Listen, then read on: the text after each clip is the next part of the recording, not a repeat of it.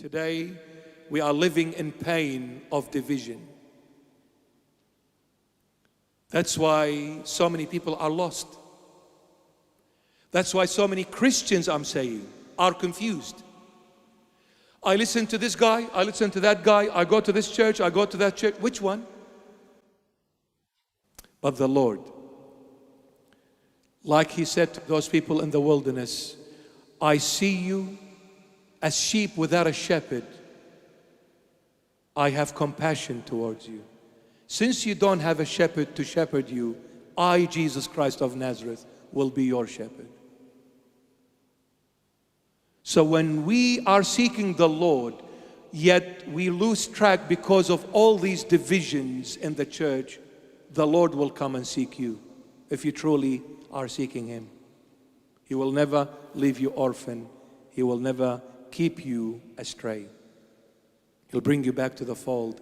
He'll bring you back to His truth, not man-made truth, which is built on a lie. If all the church or all the different groups within Christendom, if we all go back to the Synod of Nicaea, 325 AD, and we adhere to that statement of faith, we don't have an issue. Whether you're Catholic, Orthodox, whichever Orthodox you are, if we all go back to the Nicene Creed, all of us are united already.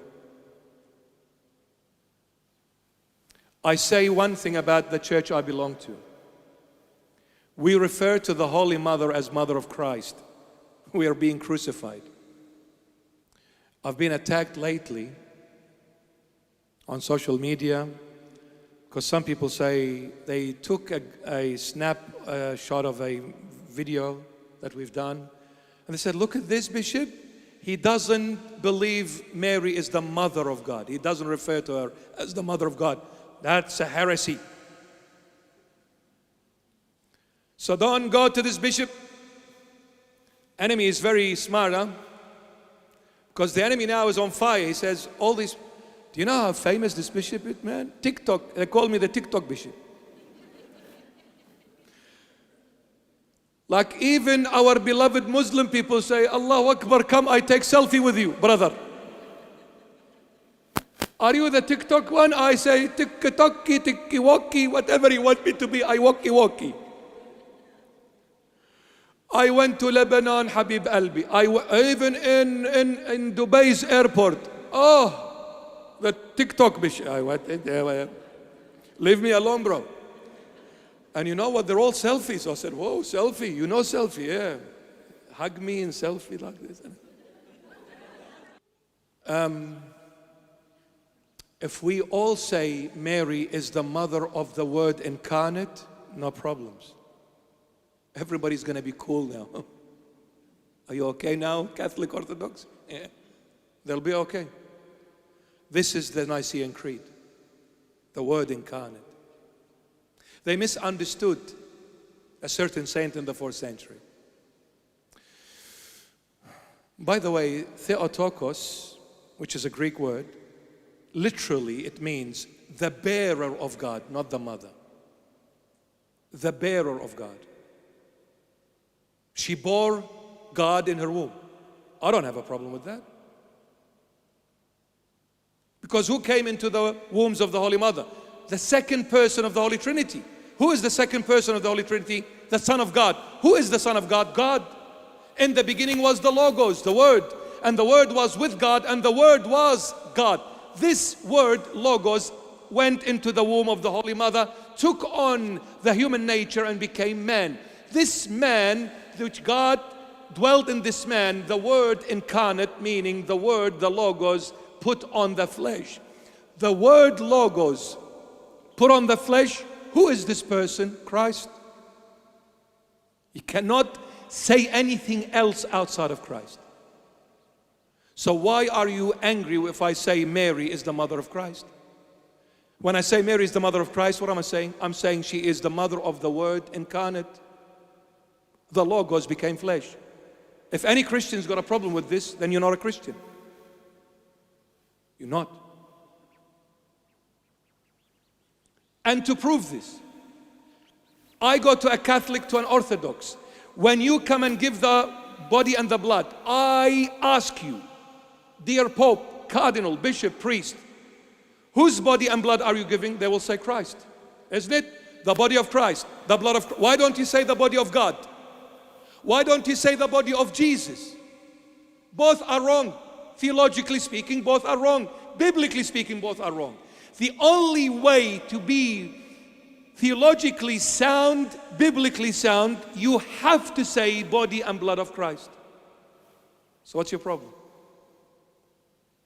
She is the mother of the Word incarnate. Mother of God. Yalla. So you, my dear friend, if you're upset with me, Mary is the mother of God. You go, I don't have a problem, Habibi. Why are you upset? Come, we eat tabbouleh together. I give you baba ganoush for free, brother. And I make you the best Italian pizza and lasagna. Don't be upset, relax. But since I'm in this church, I have to respect my church. And my church father, she is the mother of Christ. In the liturgy, she is the mother of Christ because I'm given the body and the blood of Christ. It is absolutely biblically sound. Even John Paul II, God rest his soul in peace, he said, that's biblical. I don't have a problem with that.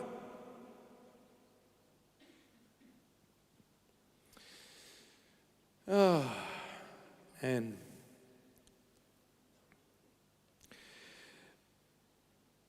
Be strong on your faith, nice, not fanatic.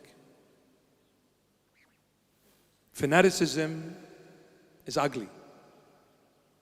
When you say, I hold the truth and the whole truth and no one else, that's too much, brother. What is the Lord going to do with the... So, if, for example, like the Orthodox says, that's the only way, what all these poor Catholics are going to... Where are they going to go? We have to find a job very soon, man. We're running out of job. It's not fair. It's not fair to say that all the Catholics, unless they're Orthodox, they're going to go somewhere else. Relax, man. Well, why do you think you're right? What's so special about you? Just like you say you're right, the Catholic will say I'm right. And I'll say I'm right. Then who's right? We need to be more relaxed. Yeah, we address few things, but in a loving way, in a brotherly way. We can't be fanatics. We cannot. And I said it this morning and I'll say it again. No one in the whole world, I don't care who that person is, how high in position they are. I don't care. They can excommunicate me. They can call me a heretic. They can call me and put all these names on me. And they can say Christ has got nothing to do with you. You have walked away from the true teachings. You have walked away from the true Christ. You are a heresy. You are this, you are that. I don't give one penny what you think, and I'm saying it out of love and respect. You know why, my dear friend? Because no one can tell me when I was in the depths of hell, no one can say to me, Jesus didn't come and rescue me. No one. So according to you, if I am excommunicated and I am a heretic, Christ shouldn't have come. Because I denied him. Excommunication means I am totally detached from Christ. I go to hell. But Christ came. Well, you going to tell me it's not him? Get a life. Get a life. All glory to the Lord.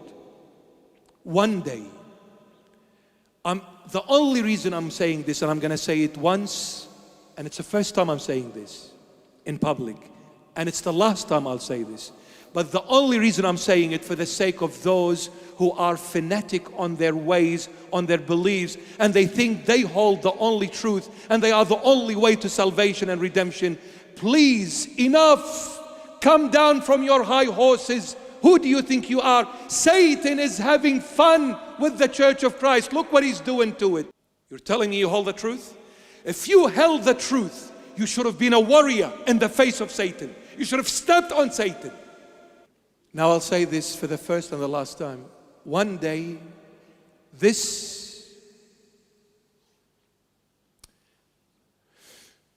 I was very down and very upset, very sad, beyond measures.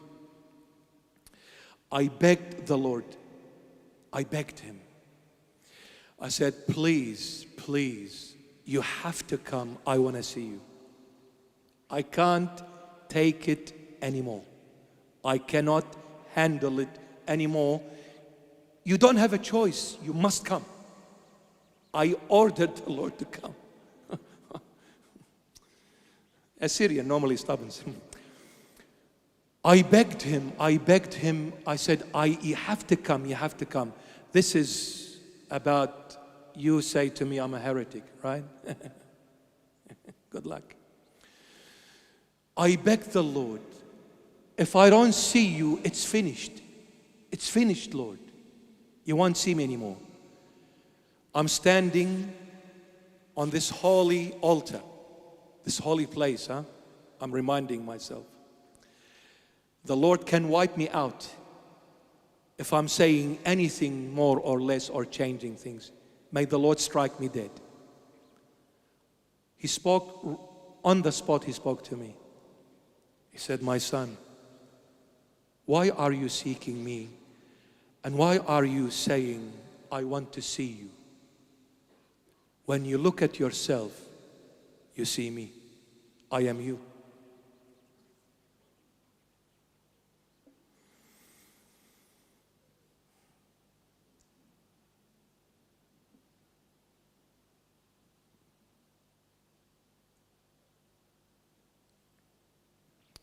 We haven't understood Christ. So sadly said. We haven't. I pray every church leader lives in the desert for a little while. And I'm not just saying literal desert, I'm saying spiritual desert, more so. Spiritual desert. Because the literal desert, it's very easy to live in. But the spiritual desert, no. Extremely painful. It's death, but in a very slow, agonizing way. It's exactly the same feeling of the cross. The death of the cross is very slow. That second being hanged on the cross, it feels like a year, and the year is like a eternity, because you're dying, but you want to die now, but you're not dying. This is the spiritual desert. When we live in that spiritual desert, we'll appreciate the Lord. It will give us wisdom to know how to shepherd the flock.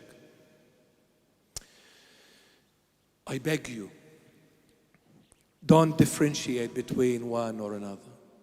I know in this holy church there are my beloved Catholics and my beloved Orthodox.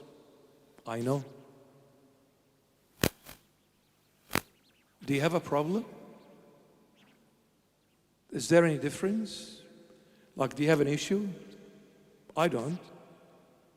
I don't. The Lord doesn't. He wants your heart.